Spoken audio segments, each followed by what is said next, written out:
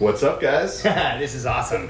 We are here with the man himself, Alex Charfen. Thanks, man. And we're going to be talking about empowering entrepreneurs and how to grow and scale their business, and then biohacks. Yeah, for sure. For optimizing energy production, cognitive performance, critical thinking. Neurology. Yeah, we've been having a blast at your place. This morning has been so much fun, we Yeah. lost track of time. Yeah. I looked down and I'm like, wait, they've been here for 2.5 hours. No way. Yeah, we have. He's got quite the setup for everyone out there. You guys, it's pretty amazing. Yeah. The Pulse itself blew my mind. Like, you think you know Pulse? No. Yeah, it's beautiful. Yeah. Alex, if you can, give the listeners a little bit of background on, you were born in Mexico City. Tell us about your journey to becoming an entrepreneur, to accepting the unique aspects of your brain, your skill set, for the people who may identify with like that entrepreneurial personality type, as you call it. Sure, Anthony. I think for me, it took forever to identify with anything that I have as a strength. When I first started out, so much of how I behaved in the world, I felt like was broken. I had a hard time paying attention in school. I couldn't sit still. I still have a hard time sitting still. If somebody was talking about something that I didn't care about, somebody would say, pay attention, and I never understood what that meant. Like I couldn't understand how to make that transaction. If I didn't care, I just didn't care, and there was nothing I could do about it. And so I always felt like challenged and broken. You know what I'm saying? Like I always felt like I was the guy who was the odd man out. And then as I got older and I spent more time around exceptional business people and really intelligent people, I started realizing stuff like all the things that made me broken, dyslexia and dysgraphia and dysmorphia and having a hard time sitting still and not being able to pay attention and like things called ADD and ADHD and autism and things like that. I realized the successful people I was around, they had it, and they had it even worse than I did. I have a friend who's a billionaire, legit, multiple billionaire in wealth, not in like company wealth. He actually has that money in the world. Anthony, he can't read his own P&L statements. Like somebody has to explain them to him. And so there's so much of what we look at in the world as entrepreneurs being broken. And when we finally realize we have this special set of skills and abilities the rest of the world just doesn't have. As entrepreneurs, we perform this magic trick of traveling into the future that does not exist, creating a new reality, then coming back to the present and insisting it becomes real. That is so much more important than can you do long division? Right. Yeah. And when we realize that, everything changes. The story of, you said that you found comfort in the story I shared about Richard Branson being over 50 years old and having to have an associate pull him out of a meeting and say, Richard, I got to teach you what gross and net means. Like, because you're saying things in the meeting where everybody knows you don't know, and it's making it weird. But like, dude, that was gross and net of $1 billion company. So like, understand weaknesses. We spend way too much time looking at them, and when you lean into your entrepreneurial strength, the world changes. Yeah. So for someone who realizes that they have that entrepreneurial personality type, that entrepreneurial spirit, but they also have tremendous weaknesses with financial statements and being able to get into the nitty-gritty and analytics and all of that stuff, what are some of the first recommendations that you give those people? So Anthony, here's the first thing. I think one of the hardest things for us to understand about the entrepreneurial personality type is that when we're in momentum, we succeed. So you look at Richard Branson, that guy he's an expert at getting himself into momentum. Whether he knows the answers or not, he's like, there's an outcome here that I want. And so when we realize that our lives are about forward progress, about making things happen, about momentum, everything in our lives gets easier. And I think one of the biggest challenges we have is that you, me, and every other entrepreneur has had this constant drone throughout our lives. You're broken. Here's what you need to fix. Here's your deficiencies. Here's your weaknesses. Here's where you're not like the other kids or the other people or the other business people or the other group or whatever it is. And the reality is this. The entrepreneurs who are willing to cast off their weaknesses and completely ignore them and lean wholly and totally into the strengths are the ones who actually change the world. And far too many of us get up every day and go, I'm going to fix where I'm broken. Bullshit. Why don't you just figure out where your highest level of strength is, lean into that, and everything around you will change. And so I encounter so many entrepreneurs that are completely wrapped around the axle, and I'm like, hey, what are you doing? I'm learning how to do, insert whatever horrible thing it is. And I'm like, are you having fun? No. Do you enjoy it? No, I hate it. Do you feel like it's giving you progress? No, I feel like I'm crawling through hot glass. Then stop. Yeah. Stop and find somebody to do it for you. Yeah. And go do the things that you're good at. That changes who we are. That's been a big challenge for us. Like we're both the entrepreneurial personality types, and it feels like these things that we don't like doing start creeping their way into the business. And before you know it, you're spending the whole day doing stuff that you're not passionate about, but you feel like you have to do, or else the business won't get to the next level. And that's like anti-biohacking, because if you think about it, here's what happens. We get up every morning and we plug into an activity that instantly and aggressively drains our energy. And so then we're like, oh, I'm gonna biohack, I'm gonna breathe different, I'm gonna do all these things so I can get through this horrible thing that I'm doing. And here's how we overcome that as entrepreneurs. We have to admit that we need more help than the average person in order to get to our full destination. And one of the biggest issues we have is any request for help. Making a request for help makes us feel vulnerable and exposed. I'm terrible at that. Yeah. Dude, you're self-aware enough to say I'm terrible at it. Yeah. A lot of entrepreneurs are like, oh, I'm pretty good. I can do that. I'm good. But the fact is, the second that our brain says, hey, here's this outcome we need, the immediate calculation is, how do I do it? And we have this reflex, how do I do it? Why? Well, because we've always been that kid or that person or that business person where it's like, sit down, shut up, stop talking, quit making everyone else uncomfortable. So like when you've heard that reflection your whole life, you don't build the muscle of, oh, I'll ask for help. You build the muscle of, when I ask for help, I'm told I'm broken. When I ask for help, it doesn't show up. When I ask for help, I reveal vulnerability. So as we get older, we have to learn how to transparently ask for help and tell people what's going on. Anthony, I used to hide all of my weaknesses. The first 15 years of my career, I mean, I'm like, I get a little emotional saying it because I used to pretend I wasn't dyslexic. Like, think of how crazy that is. I would sit in a meeting and I would have like stuff misspelled in my slide and somebody would point it out and I would be like, oh, that was probably my proofreader. It was me. I'm dyslexic. Like, I misspell stuff all the time and it's just part of who I am. Today, my team knows I'm dyslexic. So if I'm putting stuff out, they're like, we need your presentation 2 days early to get all the mistakes out of it. You know? Well, most of the greatest entrepreneurs are dyslexic. Dude, every billionaire I've ever met, every billionaire I've ever sat down with in person and had the opportunity to shake hands with has some level of dyslexia or dysgraphia. I know I do. Including like a good friend of mine, Dave Linegar, runs Remax, biggest house in all of Colorado, biggest private residence in Colorado, second biggest residence in Arizona, but he's building onto it so he can be number one. And multiple billionaire, dyslexia. I mean, you know what I find interesting about you? You mentioned getting up in the morning. I'd like to kind of dive into deeper in what that morning routine looks like to get you charged up to really tackle the day. Maybe you can kind of walk us through what that initial hour looks like. And what your big picture mindset is around like the importance of biohacking for business success. You got it. Exactly. So let's start with that and then I'll tell you my morning routine. So, you know, I think a lot of people refer to me as an expert, and I don't know if I love the expert title. I feel like I'm more of a consolidator. Like, I went out and I looked at what everybody else did and said, like, what are the commonalities here? And Anthony, if you look at successful entrepreneurs throughout history and you look at patterns, you start seeing clear patterns. And there's a 4-step pattern that I've watched pretty much every entrepreneur go through in order to be successful. And what happens is they hit this inflection point in their career where things get important, and here's what they do. Like Gates. Figures out basic, understands what's going on, goes through his 20s like at war with the entire world, and then sees this opportunity for Microsoft to truly become an international like powerhouse, stops fighting with everybody, and here's what he did. Step 1, lower pressure and noise.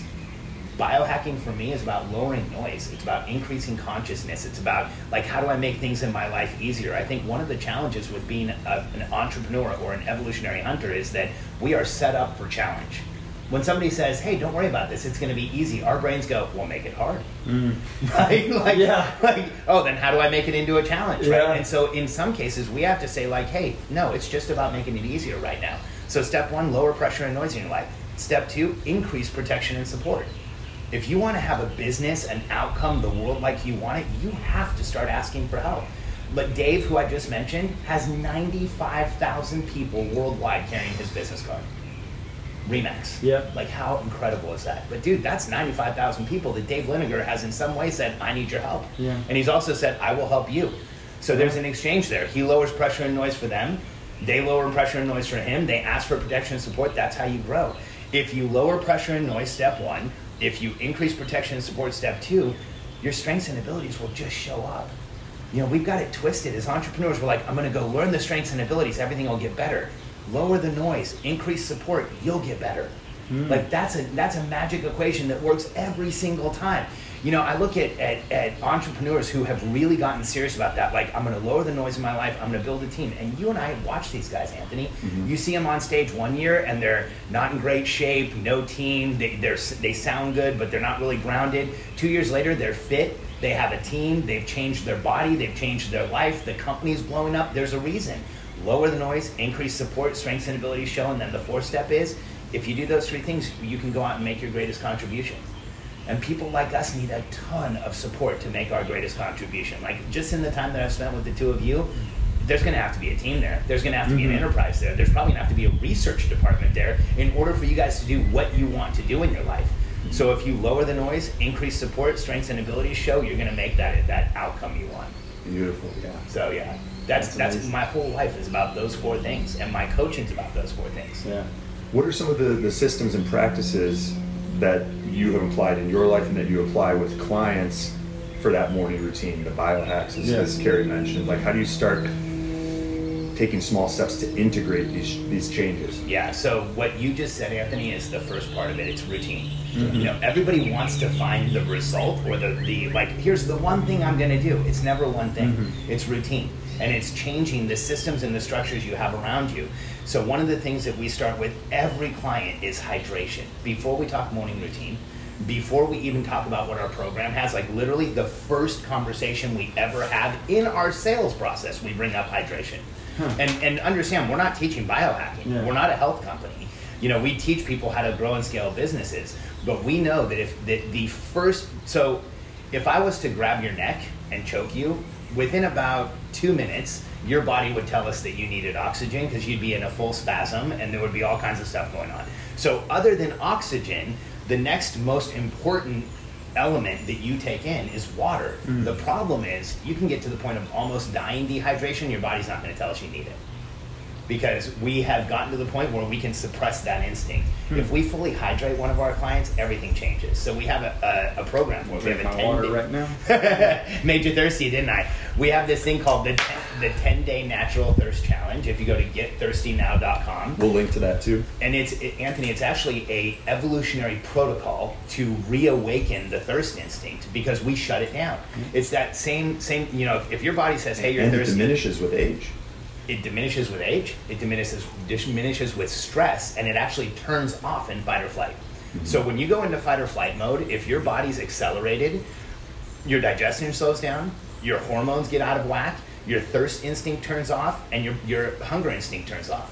So when you look at most entrepreneurs, the reason we're so big on morning routines is because we wake up a lot of the time in fight or flight. Mm.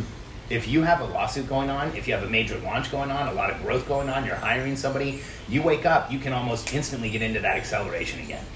And so you go to sleep, your body calms down, you might drain some adrenals, drain some thyroid, get rid of some cortisols, you wake up and it's like right back to the races. Mm-hmm. So here's what we do in the morning with every one of the people we work with.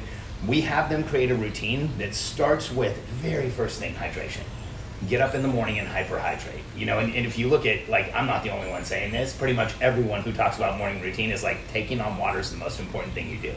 We talk about it often, right? Like, if you get up, you take on water, you start the whole body systems. Yeah. And then we have people build morning routines. For mine personally, I take on water, I meditate, I do breathing exercises, I do a primal squat, which is going all the way down into a squat, kind of simulating that bowel movement that we would have done in evolutionary times. Today we don't squat, we don't get that full compression of the body.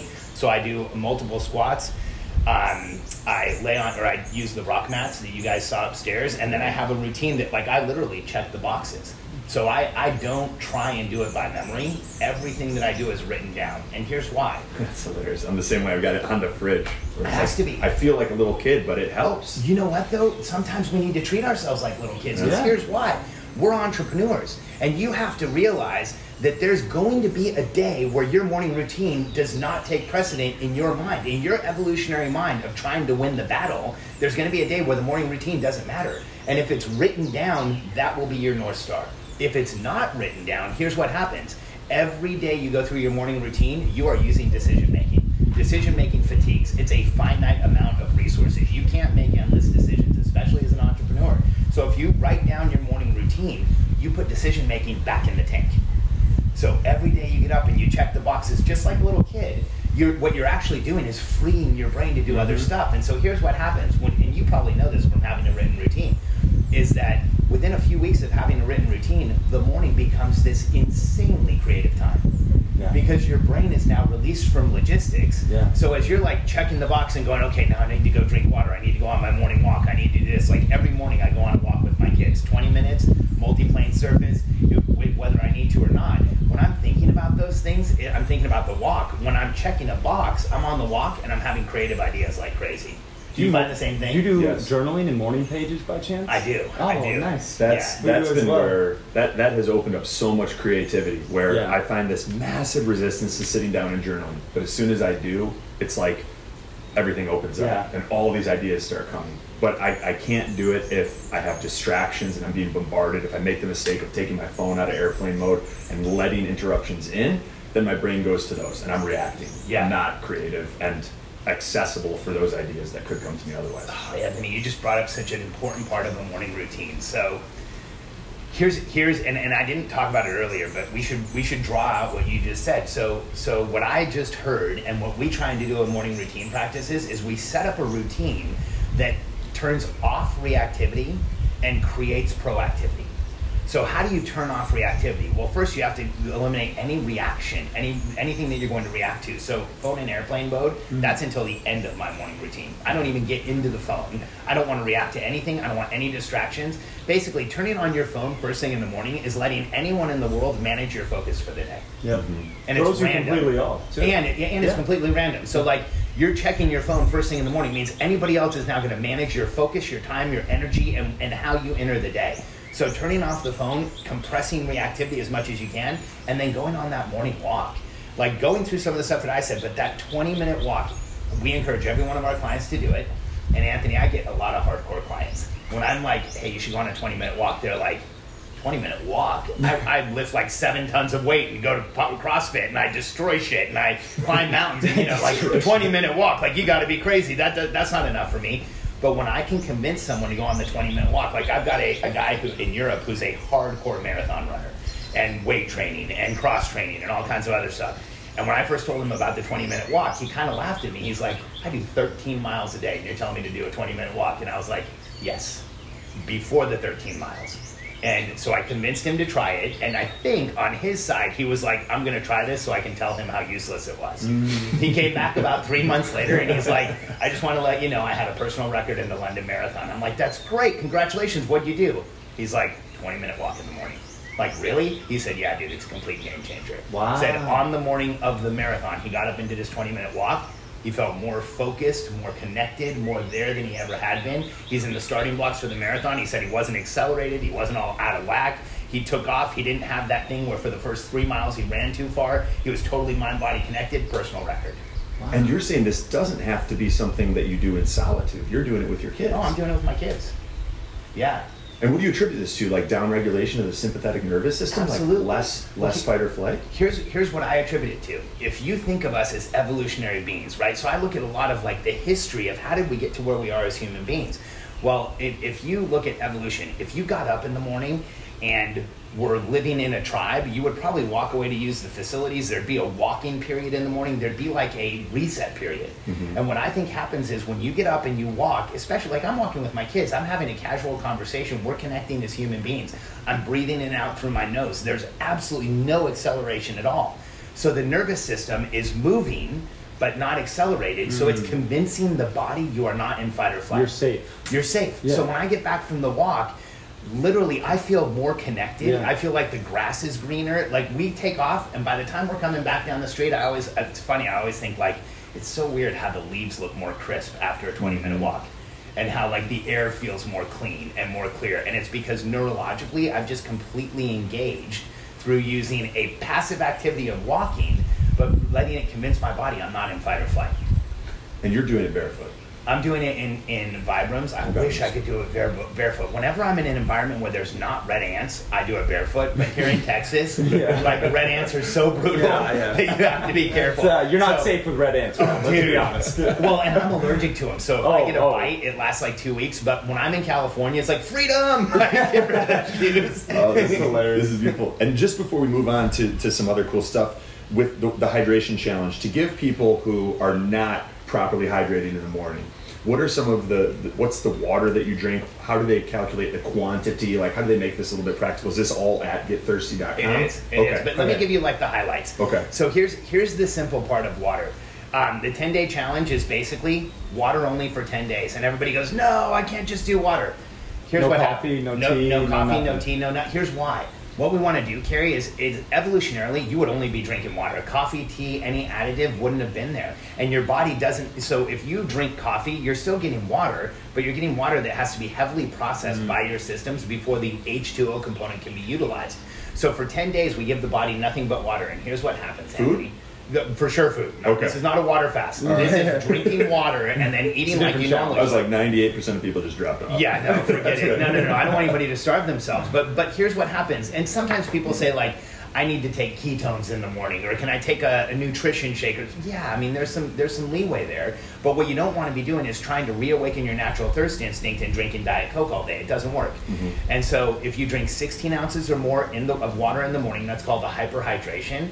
And scientifically, here's what it does. Increases your metabolism 20 to 30%, connects mind and body, flushes the lymphatic system, and flushes the circulatory system. 16 ounces of water is like a trigger. So we look at it and we say 16 ounces of water increases the metabolism 30 to 50%. My argument is that's probably where we're supposed to be when you're fully hydrated. So just stay hydrated and your metabolism runs higher. And so when we can get people to drink, the 3 rules are 16 ounces of water in the morning, keep water with you all the time, and then if you think about it, drink. Like, even if you look at your water bottle, that's probably a subtle signal from subtle signal from your body saying drink. Subconsciously, I'm thirsty. Exactly, because the thirst instinct is so subtle, because evolutionarily, if your body said, hey, you need water, you would go find water right then. Because if 5,000 years ago, without a water spigot right over there, if we felt thirsty, we would probably panic. Today, we feel thirsty and we're like, meh, can keep going. If we lean into that feeling, here's what routinely happens. Women start drinking somewhere between 200 and 300 ounces of water a day. Men, 400 to 600 ounces a day. And they're like, it's gallons. Yeah. Gallons in the first 10 days. So you're wearing it comes down, but it goes up. Yeah. I'm going to pivot because I love your shirt. It says Evolutionary Hunter. Thanks, man. And I love that analogy that you used in your book. Can you talk to us a little bit about that? Yeah, absolutely. I'm going to try and do it without getting emotional. So... you can get emotional. We're in the trust tree. Yeah, we're in my backyard, right? So,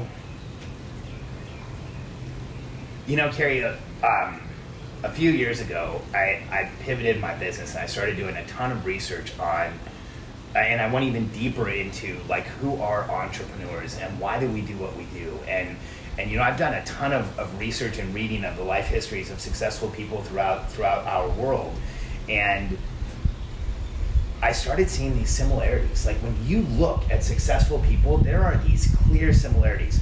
There's this obsession with results. There's this ability to focus where the rest of the world just doesn't understand. There's this ability to see unique connections and perceive things that aren't there and see the future in a different way. And there's this bias for improvement.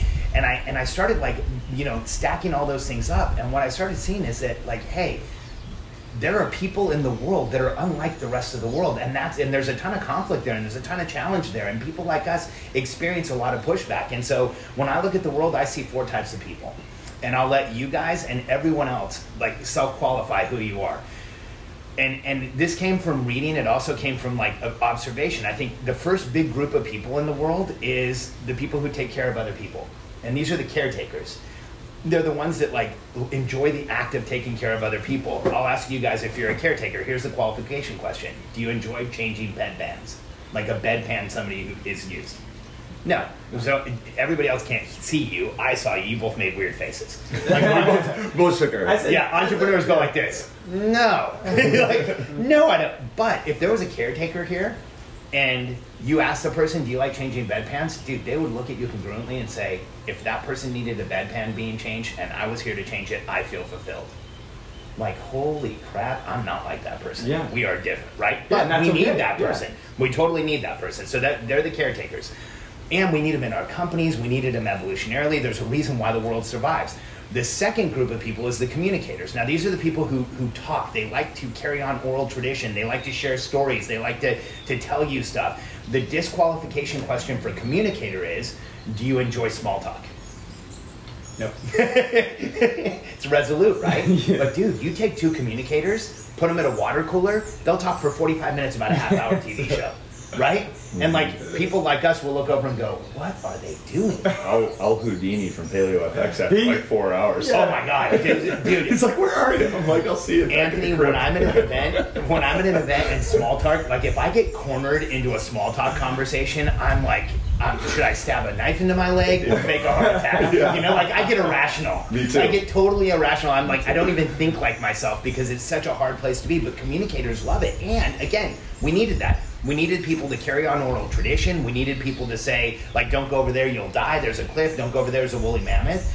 And so we needed communicators. We still do. Mm-hmm. The third set of people, we call them the coordinators. They're all C's. It works nicely. The caretakers, the communicators, the coordinators. Now, coordinators are the people who like order. They like direction. They like red tape. They like systems. They're the people who like contracts. Not because there's a deal. I mean, I like deals.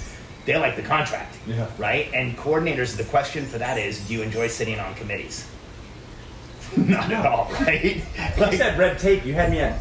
These all sound like questions loaded to get to elicit a no. You want to know what's interesting, Anthony? When I go out and speak in like a mixed population where it's entrepreneurs and everybody else, I'll say, do you enjoy sitting on committees? 10 hands will go up. Yeah. Like you and I, it's such an automatic, like, no way. Yeah. Here's why. There's a reason why you've had a reaction to every one of these questions, and the general population of the United States wouldn't. In fact, if we were at like a general, just whoever shows up conference, we'd get, when I say caretaker, 60% of the room would go up. Yeah. When I say, maybe some of our audience is listening right now, and that's okay. It's totally okay. okay. We need everyone. And here's what's interesting. You have entrepreneurs who have tendencies. Like, I'll give you an example. On our team, I have Haley, who is an entrepreneurial personality type like crazy. She's our operations manager, but she has coordinator tendencies like crazy, but she has good coordinator tendencies. Yeah. She's not like trying to stop me from doing business, but she's like, hey, Alex, if you're going to do that again, let's get a system around it. Let's get a process around it. Like, I want those people. But there's also people that are such strong coordinators that like they want to red tape and legislate and get out right, because here's the difference. Now if you look at those three personality types, caretaker, communicator, coordinator, we have the people who take care of other people, the people who carry on oral tradition, the people who keep things in order. What's missing? It's the evolutionary hunter. And when I look at guys like us and women like us and the people who are in my courses, we're the evolutionary hunters. We're that tiny part of the population that doesn't fit with everybody else. And check this out. Here's the qualification question for evolutionary hunter. Can you turn it off? No. No. I love it. No. And so check this out.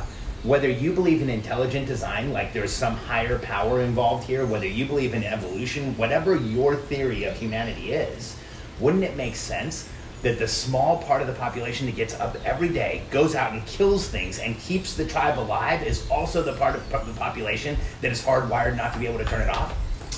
How many times a week do we say that we can't turn it off? Right.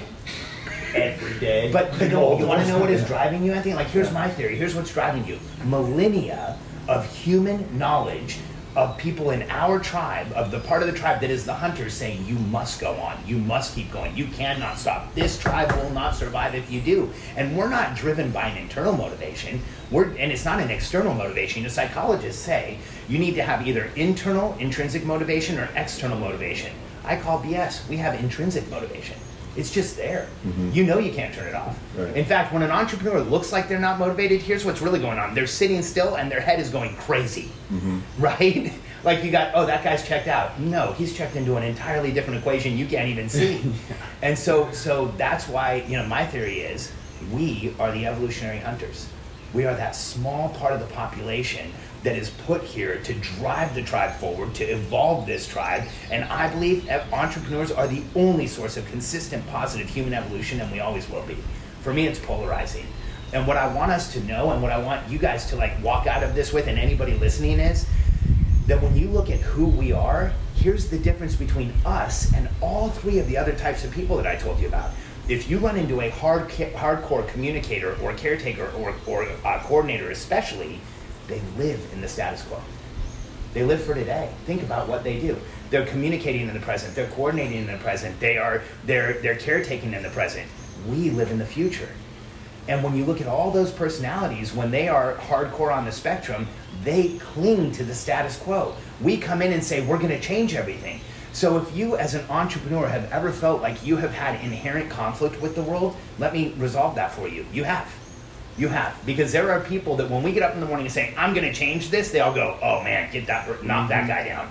You know, trip her. Like, we don't want anything being changed. And so, right? Yeah, like, that's really how it works. And so we have to understand that if we're going to go out and change the world and make things happen, we have to surround ourselves with our tribe.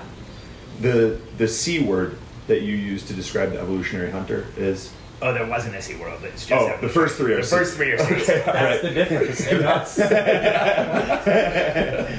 I was like, that was going to bother me until I got some resolution there. That always happens to me when I'm talking to somebody. I'm like, hey, you said 4, there was only 3. Yeah. But this is fascinating too. Even if you looked at humanity as like a self-sustaining ecosystem, all of these roles need to be there. They do. If one's missing, that ecosystem falls apart. 100%. And if you look at it, if any of those roles get unhealthy, you can absolutely see it in our world. Like, there's an unhealthy coordinator effort right now to shut down small business. There's an unhealthy coordinator effort right now to make it harder for us to open businesses. Because coordinators, like, if you get a hardcore coordinator, here's who they are. They are like, worship the status quo, don't change anything, keep things the same, knock anybody down who's going to make it harder on us, make the rules easier to understand.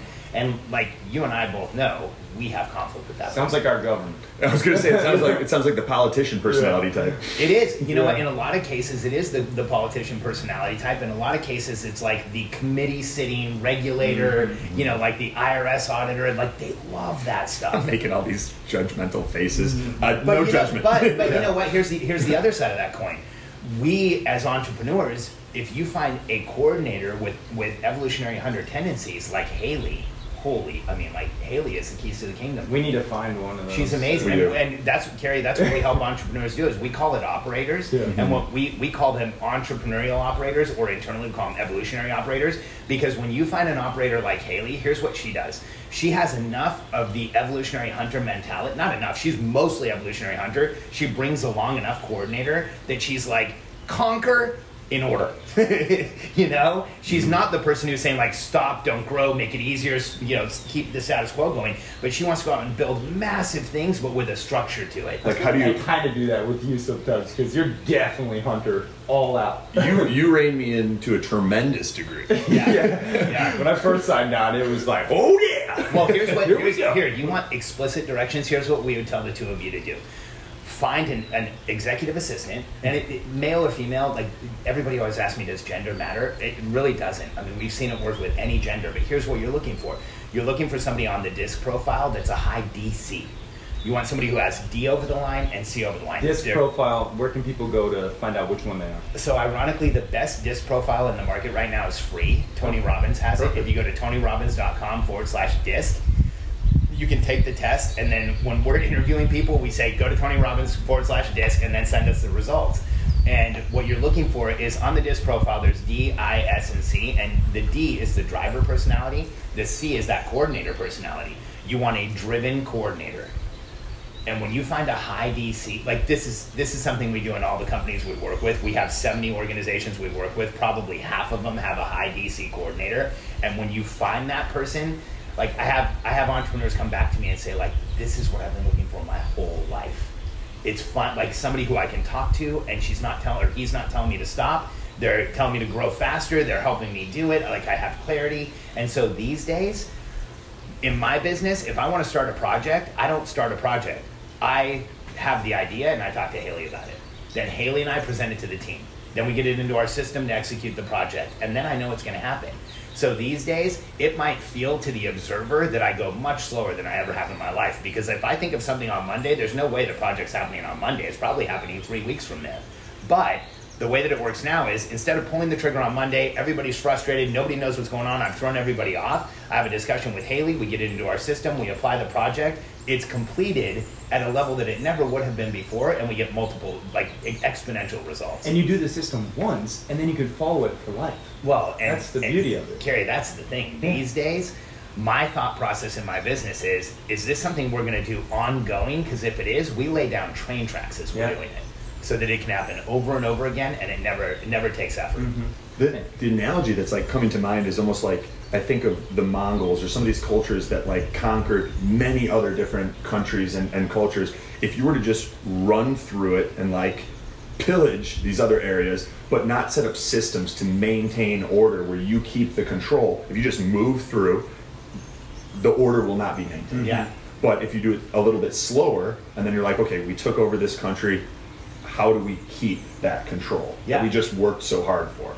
Yeah, it's interesting. I mean, it's a good analogy. It's like, if you look at it this way, it's like, you know, most entrepreneurs are so impatient to get something done that on a Monday morning we'll say, okay, let's pull the trigger on this project, get our whole team in a room, change everything. Well, what we don't really have an ability to see is that our whole team was already doing stuff. They already had outcomes. We're throwing everything off. We're shifting the energy. We're shifting the way that they focus. I do this daily. Well, and you know, I just had a conversation 2 days ago at Paleo FX with a good friend of mine who was about to do this to his team. He was about to go in and just like rechange everything. And here's the difference. It feels slower when you stop pulling the trigger instinctively. But if you give it 6 months, I have entrepreneurs come back to me, or not come back to me. I mean, I've been in the audience where one of my clients is speaking on stage, and they'll say things like, you know, it used to feel so good to pull the trigger on a Monday and be into a project on Tuesday, but then I realized it didn't really help. Now, I have the idea on a Monday, it gets executed 4 weeks from then, there's train tracks under it, and we get a massive result, and I don't have to worry about it. And whenever I hear one of my clients like go through that like delayed gratification explanation, I always get chills, because as soon as you can connect to that delayed gratification, do it through a system, that's where you start building an empire instead of building casual results. I think it's very interesting to explore the delayed gratification aspect of life and society as a whole, because now we're all living in this world where everything's instant. Oh, we post on Instagram, we want those likes instantly. We want, you know, our video to blow up and go viral instantly. And, you know, people just have lost touch with that art of instant gratification. Maybe you can expound on that and how you delay that gratification, not only in your business, but in your life. Yeah. So here's how I look at it, Carrie. My outcomes in life are far greater than the average person. Like, I don't want to just have a company. I want to leave a significant change behind. I want 100 or 200 years from now for people to still be using our systems. Like, that's not normal. That's not what most people want. Most people want to make a bunch of money. Like, for me, I want to leave an indelible impact here, the same way that so many of my heroes did. And when I look at, like, what is it going to take to do that? Well, first, I have to have a lot of people in my time that care about what we're doing. I need to go out and build that following. Well, in order to do that, that's not a one day to the next deal. That's building relationships. That's making sure that we have the right thought processes in place. And so that's building a strategic plan. And if you look at what we do for businesses, we help in 3 areas. We show them how to build a strategic plan, communicate the plan to their team, and then consistently hire the right people, document the right processes, and execute the right projects. And that system takes massive delayed gratification. Here's why. Step 1, you have to create a plan. Most entrepreneurs, the plan is go, right? Yeah. It's like, had a decision, go. That's the whole plan. Well, when you start creating a strategic plan and you extend out where you're going to go, everything changes. For sure. For sure, and we're gonna be respectful of your time. Your wife peeked through the window. Yes. Well, here's what I. Are y'all gonna edit? Wrap it up. Yeah. No, you're totally good. We're Alex, live on Facebook. Don't worry about it. Hey, Facebook. We are gonna go meet Megan and Haley at the Grove. Oh, sweet. And then you can just meet us there. That's perfect, Katie. Awesome. All right. Okay, cool. Bye, Thank you. guys. Thanks, Katie. Thank Apologies. you. It's good to see you again. Okay. All right, guys. See, you get to see the unedited version on this. You said something too in your book that was fascinating. You were talking about the difference between how, I guess, contrast where you used to hire from, what you used to look for when building a team, and what you now value, and how you now pick the people that you surround yourself with, that you're gonna hunt with, and that you're gonna conquer the world with, change the world with. Anthony, when we start talking about it, I get chills, because for so long in my life, I thought I was a fundamentally broken business person. Like, really. I still feel that way regularly. Oh, gosh, man. Yeah. In my 20s, I was like, this is so much harder for me than everybody else. And why do people hate me? And why is it that I can't get the right people on my team? And why is it I'm so broken when it comes to leadership? Like, there was a point, I remember, in my mid to late 20s, where I was like driving down the road thinking, should I just go work in a fast food restaurant? Because I'm so bad at this. I had a company that was responsible at the time for probably $150 million in sales, and I'm going, should I work fast food? That's how bad it was. Because every day I felt like I was in a battle, not just with my clients and the market, but with my own team. And what has shifted massively is going from hiring on skill set and expertise, which I thought was the way to do it, to hiring on skill set and expertise, but 100% on culture. And here's how we do personality it too, right? Yeah. Like we do disc profiling, but here's what we're really looking for, Carrie. We want true believers. And so that everybody understands where that term comes from, it comes from a book by Eric Hoffer called True Believer. And it's a book on how to create cults. And I say that because I don't want anybody saying, oh, he's trying to teach people to create cults. Let me just say, like, out front, I'm trying to teach people to create cults. So let me be clear here. Let me be very clear. Apple is a cult. Zappos is a cult. Google is a cult. My cousin, funnels? Cult, right? 100% cult. And but is it a cult in a negative way? Because you know what else is a cult? CrossFit.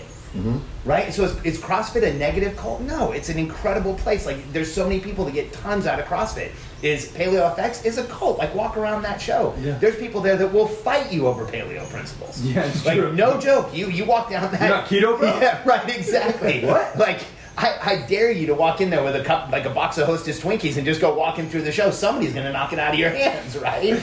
And so it's because, now when I go out and I hire true believers, we look for true believers in 3 ways. And this is for everybody, including the 2 of you. So there's 3 levels. One is I want a true believer in me and what I do. Second one is my company and what we produce. Third one is our clients and what they do. Now, here's the caveat. If you're just starting out, not a lot of people know who you are, you might not be able to get that first one. Like, it's hard to find a true believer in you unless you have a following, unless you're well known. Thankfully, at this stage in my career, we have a lot of people who know exactly who I am, and they come in and they interview with us, and they're like, I've listened to every podcast, I watch the Facebook Lives, I love what Alex does. We're in a good place. So if you don't have a big following, look for a true believer who says, for me, it's someone who says, I love entrepreneurs. I grew up in a family business. I want to help entrepreneurs. I think business is so fascinating. I love what they do. I'm not one of them, but I love what they do. Or I feel like I'm kind of one of them. I just don't know that I could ever lead it. That's what we're looking for. And then we're also looking for people who believe in coaching and believe in our company. And when we bring in true believers with some skill set and experience, dude, the difference is crazy. Like, we have a true believer artist. Her name's Karina, and she's a graphics designer, but I call her an artist. And she works in Ireland, and so her hours are completely different than ours. She's on every daily huddle at 9:30 in the morning. If we have a weekly meeting, it doesn't matter if it's 2 o'clock in the morning, her time, she gets up and she's on it. And she contributes at a level that I've never had a designer contribute because she loves what we're doing. So she does stuff like from Ireland. She contacted Haley and she's like, hey, can I redo the way that our whole company has our naming convention and the drive? It bugs me. Huh. That's a true believer. Like, nobody told her she had to do it. Yeah. She asked for the project and she restructured our entire naming convention from a graphics designer seat. Like, when you have true believers, it's crazy what happens in your business. Now, how do you manage outsourced employees? Because as we become more digital, online businesses are popping up everywhere. We have, online employees and outsourced, private contractors or freelancers, whatnot. What are some of the best practices that you've used in your businesses to manage those people? So, Carrie, when we say outsource, so everybody in our business is remote. Katie and I are the only ones who work here in Austin. Actually, that's not true. We have Brittany and Eddie here in Austin, but it's the same as if they weren't here. So we have people in Australia, the Philippines, Ireland, Europe, Canada, and the US. So we're all over, and we're only a 15-person team. But I hire for talent, and then geography really doesn't matter. I'm looking for like the most awesome person. And the way that we manage our team, whether in person, remote, the way our clients do it is we have a cadence system where everyone understands the strategic plan, everyone is in a communication system where they're getting regular communication, and then they know exactly what their role is. So at the person level, here's what we're looking for: clear outcome, clear accountability, and a scoreboard. So every person in our group, no matter where they are in the world, they know exactly what their outcomes are.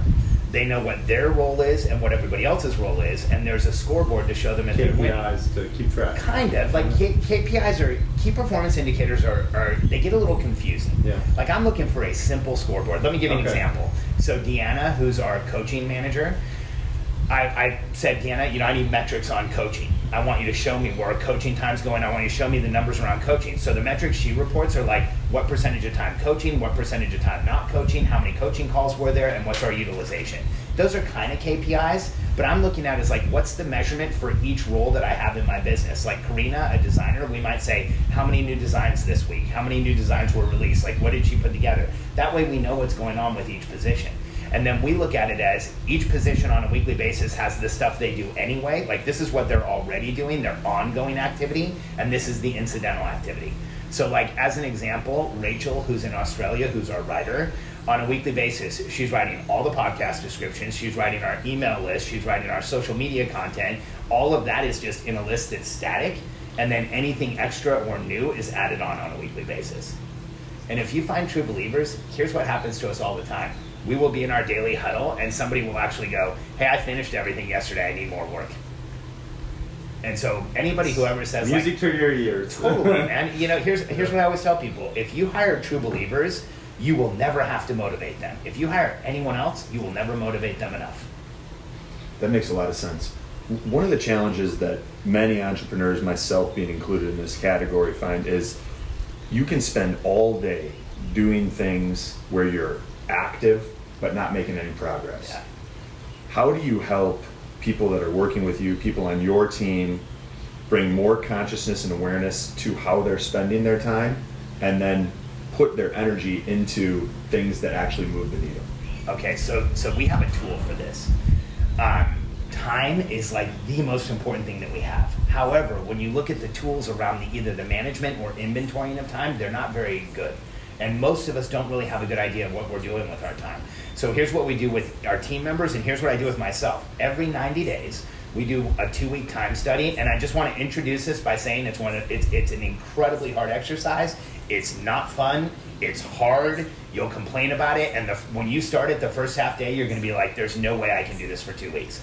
All of that being said, 100% of our clients do this every 90 days, and most of them will tell you this is the most effective thing they do every 90 days after they've done it once. In fact, you brought up ClickFunnels. Dave Woodward, who's the EVP there, Dave and I are pretty good friends, and he called me one day and he's like, we've got a lot of changes going on. I just want some strategies. Like, give me what you got.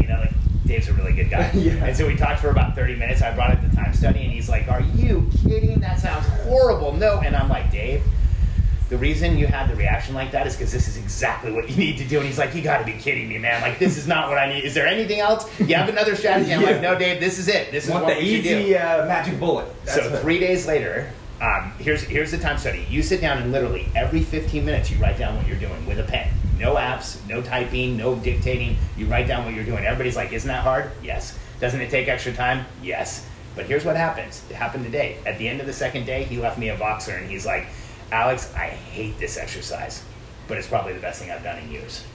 It's like, it's 2 days, and I already see an efficiency. I'm changing everything. I'm already going to modify stuff. At the end of 2 weeks, he left me a message. He's like, I can't believe how productive I am. This is amazing. I have a totally different relationship with my assistant. I'm handing all this stuff off. Just a 2-week time study.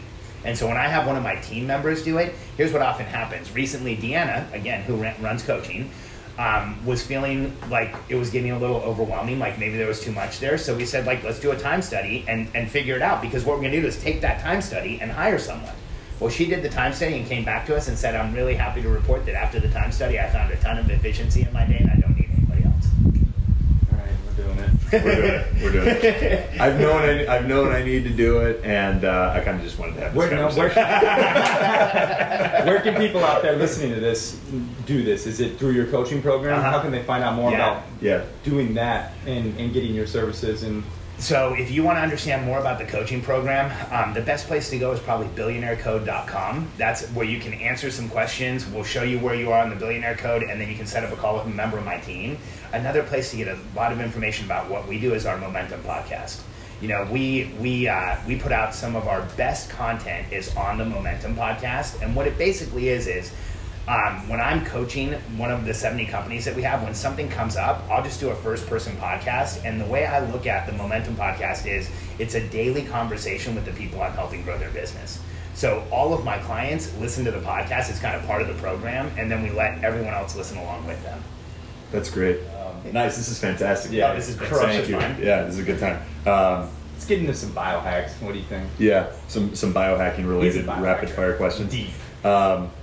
All right, we're back with Alex Charfen, rapid fire round. Alex, take us through some of your favorite biohacks. Okay. Just like what are the ones that I think are most important? Mm-hmm. So for me, it's anything that increases awareness, lowers toxicity, and gives me more momentum. So right now, my favorite biohacks are everyday sauna. I'm doing at least 20 minutes in an infrared sauna in excess of 140 degrees. I don't go over about 30 minutes because I'm doing it daily, but I feel like that has given me tremendous momentum. It feels incredible. On a daily basis, using the PEMF machine, at least 15 minutes, just raising the cellular activity. And then I love the Juve red light system. Like, I actually am starting to feel a massive amount of momentum getting out of that. Now, those are all some pretty high-end biohacks, like especially some expensive ones. You have to have a sauna, a PEMF machine, or a Juve. And you've got a sunlight and sauna. The PEMF machine that you have is... The Pulse Technologies machine. Pulse Technologies, right. Mm-hmm. Okay. And then the Juve red light. But we'll link to those too.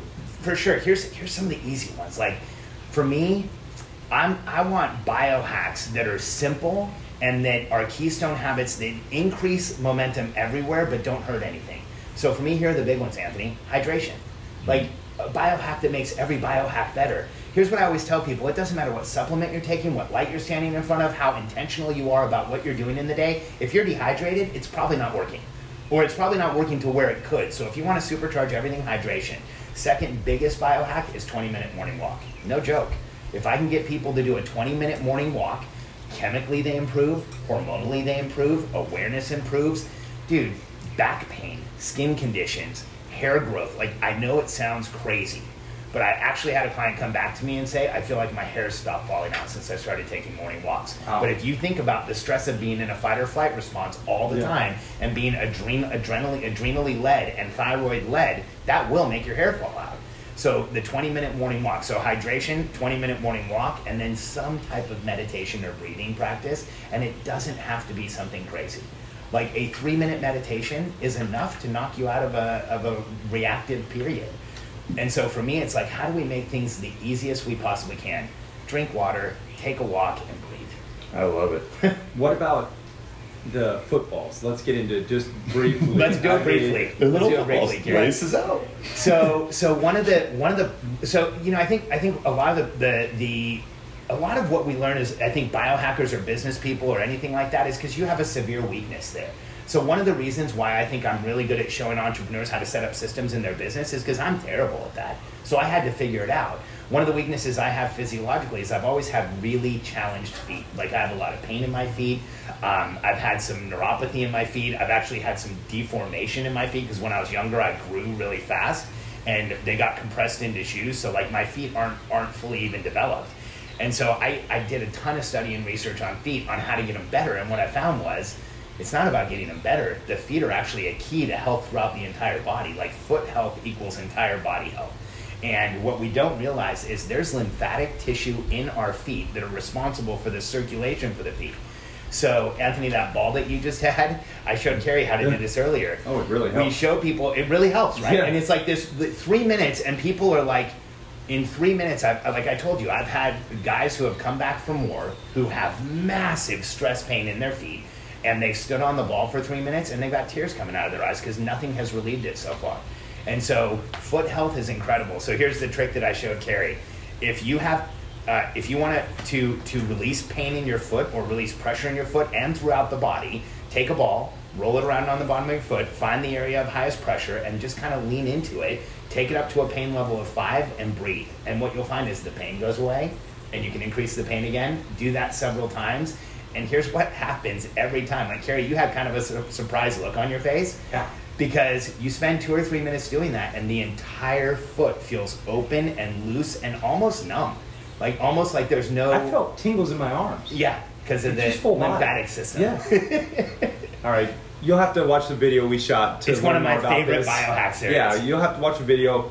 But I definitely wanted it to just be said because it was amazing. We need to pique some Yeah. interest here, so they'll go check it out. Yeah, we've got some cool accompanying videos on that in Alex's gym, and Carrie's doing deadlifts standing on rocks. Yeah. it's pretty cool. You will not do normal stuff if you come here. So we've been having a blast. What's your favorite supplement or a couple supplements? So, you know, I think one of my favorite supplements right now is the 40,000 volts that I showed you earlier. Yeah. I drink so much water that I want to make sure I'm getting a decent amount of minerals and a decent amount of, that the water's sticking and I'm getting the electrolytes, the things that I need. So 40,000 volts is a product that's made out of a lake in Utah where it's all natural minerals. It's a natural mixture. It includes the entourage effect.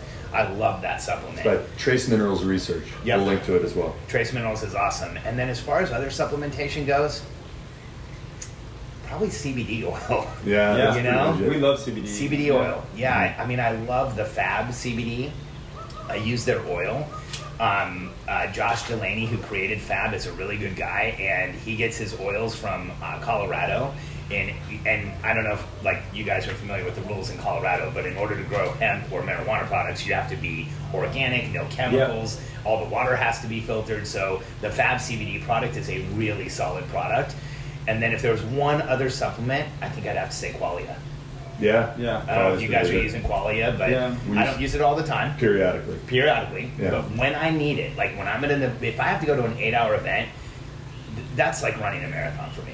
Yeah. If I have to sit in a room and You gotta learn, be on all the time. and learning is so hard for me. Like learning somebody else's stuff, I have to really care about it. Like I love Russell like crazy. Russell starts talking, I have to like really be focused on trying to absorb. And Qualia is a connector there. Like it helps me. It is. It's a tool. Yeah. I think people can totally abuse it if you take it Yeah. every day. So they can put you in the wrong direction. But when I was younger, I was put on Adderall, and there was so many negative effects of Adderall. It's hard for me to talk about them all, but there was like, hey, I could focus a little better. Mm-hmm. The Qualia gives me some of that focus a little better feeling, but it also is like more awareness, more intention. Here's what's weird. You take Qualia, you don't procrastinate. I don't understand it. Do you find that? That you don't procrastinate? Yeah, like it turns off the procrastination instinct. I get way more done. Yeah. A lot. Yeah. Especially like Carrie will sometimes look at me and be like, "You're on fire right now." I'm like, I think it was like those 3 capsules of Qualia. Right. And let's put that out there. So Qualia on the box or on the bottle it says you can take 7. Yeah. I'm 220 pounds. The most I ever take is 4. Yeah. 250. You're It's like, too much. I you're take like 2. Yeah. Yeah. 2. I'm yeah. 3. I'm the same. sometimes I'm 4. super sensitive. Yeah. I did take 7 one day. I did not like it. I thought it was spun out of control. Yeah. No, sir. Yeah. It was a little like I was so focused, I wasn't focused. Yeah. You know, it was like just aggressively waiting for something to happen. But Yeah. when I take 3 or 4, it's awesome. Mm-hmm. I agree. I have noticed, like, I've told people that it makes me procrastinate less, and they're like, huh? But it really does. Last 2 questions. What's your diet like right now? You were consuming what looked like a delicious shake when we walked in. Tell us a little bit about that. What's a day look like for you in terms of nutrition? So I get up in the morning and I drink a glass of fresh made celery juice. I think if you look at the alkalizing properties and all the other stuff that is in celery juice, it's pretty amazing. So I do the celery juice, I do a green smoothie, and then I do a hypernutrition shake. And I know that's a lot of drinking, and some people say like there's some issues with how that assimilates into the body. However, if you look at the science behind a green smoothie of how it breaks down the fiber and helps detoxify the body, I just feel so much better after I have it. And then in the hypernutrition shake, I have some collagen protein, mushrooms, a bunch of different mushrooms, some isolates, and some concentrates, but not a lot of chemicals. Like most of what I do is dried powders of actual foods. Explain isolates and concentrates for people who aren't familiar. Okay, so a concentrate is taking like acai berries and concentrating it down so that you have the full nutrition of the acai berry and it's all there. Seeds, everything. Right, Yeah. right. And an isolate is like saying, I'm going to take chromium picolinate. Mm-hmm. I don't take a lot of isolates. I don't take a lot of isolated minerals, substances, chemicals, any of that. I like the entourage effect. Mm-hmm. So when you look at the hypernutrition shake that I have, There's some bulletproof coffee in it. The caffeine helps with the absorption of nutrients. And then there's just massive amounts of superfood nutrients. So by mixing mushrooms and berries and maca powder and mesquite powder, you're getting this huge amount of phytonutrients. And I put think whey that protein or grass-fed collagen. I use Dave's collagen protein, and then I also use some cacao powder and some raw cacao nibs. Oh, nice. Reason being the ORAC content of 14,000 to 19,000, like you really can't beat it. Then you throw some acai berry concentrate, blueberry concentrate. Here's what happens in that shake. Are there brands you like for some of those concentrates? Yeah, I can give them all to you. We'll link them up. Yeah, so Sun Food is some of the best concentrates, and then when it comes to mushrooms, Real Mushrooms is the only brand I use. We use Real Mushrooms for like the mushroom powder, and then Katie loves I can't remember what it is, but we'll give them to you upstairs. But here's what that shake has in it, Anthony. If you look at it, arguably, it'd be hard to find more nutrients per calorie. I think there's too many people counting calories. Count nutrients per calorie. Nutrient density. Nutrient density. So what happens is when I get up, I have the celery juice, which kind of wakens the body, the green smoothie, tons of fiber to cleanse the body, and then nutrient density, which in the morning, my body gets this massive amount of nutrients. So evolutionarily, it says, hey, I'm okay. There's no panic, there's no starvation, there's no deficit here. And I feel like that calms the nervous system and helps me check in. So a lot of people argue against shakes. Man, for me, the way I feel, there's no comparison. And then I share that with my clients, and those who start the hypernutrition shake, dude, I get feedback that's so crazy. They're like, I see more, I feel more, I'm getting more done, I feel more connected, I feel more aware. I think, like in today's day and age, we can overload our body with clean nutrients. Why wouldn't you? Yeah.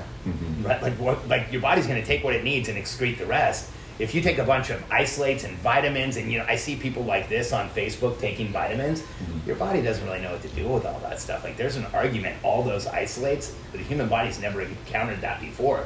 But you mix them in with the natural packaging in a concentrate, and the entourage effect is there, and you're actually absorbing stuff. And where does fasting fit into that?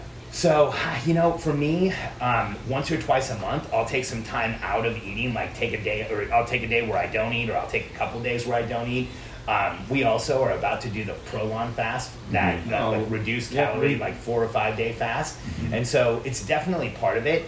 But for me, when I'm not fasting, it's how do I overload my body with nutrients so it can take what it wants? Because I think there's way too many people out there that are like, I'm fasting, but then I don't really eat great food when I come off of the fast. So for me, it's like tons of nutrient density, the body's never in a panic, and then I'm prepared for the fast. I think one of the biggest challenges with intermittent fasting or fasting of any kind today is that people who are already nutrient deficient are going into fasting. Or sympathetic dominant. Right. And then they're like, hey, there's no food either. Right. And then it's like taking sympathetic dominant and turning the dial up on it to the point where like now your body's in a true panic and in a true like condition when you're having issues. Yeah. So fasting's great, but you have to prepare for it and be ready for it. Totally. Last question, Anthony. I'm good. I mean, this is fantastic. It's been a wealth of knowledge. I mean, Yeah. if you want to, like, I just keep thinking, this is what a high-performing entrepreneur sounds like. The other one, Listen to him talk. Listen to it's amazing, and I think the audience is going to love it. Absolutely. All right, last one. What book, movie, or podcast changed your life? Book, movie, or podcast. If I was going to name one book, and I know this sounds so cliche, dude, so I apologize for sounding cliche, but it's got to be Think and Grow Rich by Napoleon. I knew you were going to say that. Yeah. I agree. It really is. I have a first edition. Yeah. So Katie went and bought me, for my birthday a few years ago, an actual first edition. Oh, really? That. Yeah, because I've read it so many times. I've taught classes on it. And, I think Napoleon Hill just figured something out when he wrote that book. Because the first time you read it, you don't really get it. And the second time, you don't really get it. And the third time, you don't really get it. And I've read it like 50 or 60 times. And if I went and picked it up right now, I'd get something more out of it. But I feel this spiritual connection to that book because Katie and I went bankrupt in 2007. It was one of the worst times in our lives. And I remember like going to the attorney's office and him having say we were going to go bankrupt. And I was just devastated, Anthony. It's like all I ever wanted to do was be a successful entrepreneur in my whole life. That was success to me, was just being a successful entrepreneur. And here I was about to legally and publicly and officially declare I lost. and I lost in the biggest way you could. I went bankrupt. And I walked over to my bookshelf, and Think and Grow Rich was there, and I picked it up, and I opened it. Like, it's such a crazy experience to even retell it. I opened it, and the book opened to the passage that says, every adversity carries with it an equal and greater opportunity. And I'm like, holy crap. Like, it was like a lightning strike, and I was holding the book, and I was kind of shaking, and I remember saying, like, Katie, I just opened this book and looked at the line, and we were going bankrupt, and I'm like, if this is true, things are going to be amazing. So I'm like, okay, let's just act as if. And we came out of that bankruptcy within a year. We were liquid millionaires again. Within 4 years, we had put a company on the Inc. 500 list at number 21. And within 6 years, the U.S. Treasury said we had helped recover the foreclosure crisis by 5 to 7 years. And so that I got chills. In that moment, oh, dude, Carrie, it's like I get emotional about it. I lay in bed and think about it. Because that moment of like, hey, we're going to act as if, changed everything. And every time I pick up that book and I read 3 or 4 pages, it's like all you need is 3 or 4 pages and you're back in momentum. That was the perfect way to bring this home. Yeah. Thank you so much for doing this. This was so much fun. We appreciate you. Dude, This was a blast. You are a man. Yeah, we're going to get up and give you a hug. Before we do, tell the listeners and the viewers where they can follow you, where they can apply to work with you, all awesome. that stuff. So best place on Facebook is to go into our Facebook group called Billionaire Code, apply to get accepted, answer the 3 questions, we'll accept you. And then the podcast is on momentumpodcast.com, and if you want to apply to work with our team, billionairecode.com. And I just want to let the 2 of you know this has been such a fun morning and so engaging. And I feel like we could just talk all day, so we've got to do this again. Yeah, for sure. We got to do we'll this have you again. to Delray. We'll put together a 100%. whole fun workshop just for you. I'm in. Thank you, awesome. brother. Thanks, guys.